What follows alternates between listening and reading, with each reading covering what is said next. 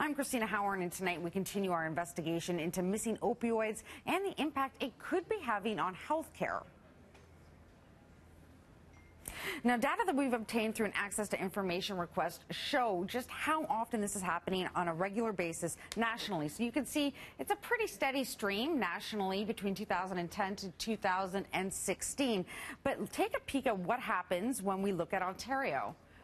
And you can see between 2010 and 2016, a massive spike, and that is 66% increase in lost and stolen opioids. And essentially, Ontario is driving up the national numbers. But now let's take a look at how they went missing. So you can see here we've got armed robbery accounting for 34, break and enter, they've got a few hundred there, grab theft, even pilfering at 547 incidents. But look at this big long one here, this loss unexplained. Well, that's 4,300 or almost 4,400 actually. That's 77% of all losses and missing and opioids that have gone missing. Well, they just don't know why.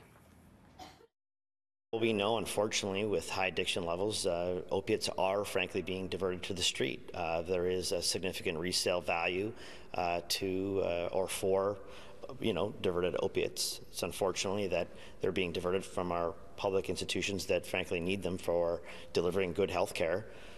It's troubling that we don't have the information to know exactly where they're going.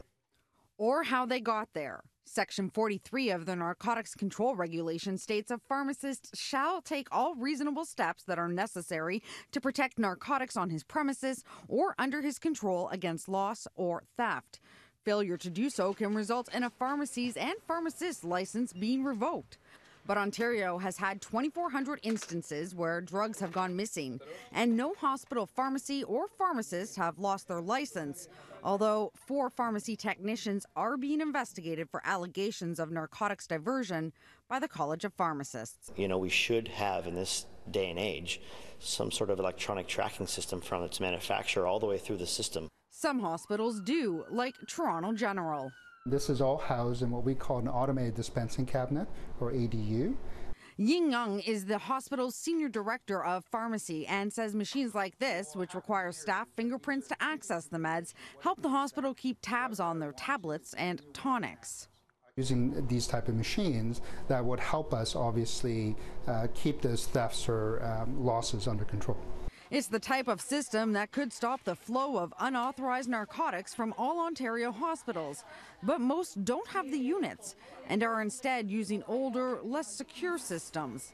Ontario's health minister wouldn't commit to funding the safeguards at other older hospitals. I'm confident that in the vast majority of our hospitals that they have highly secure environments for controlled drugs and substances.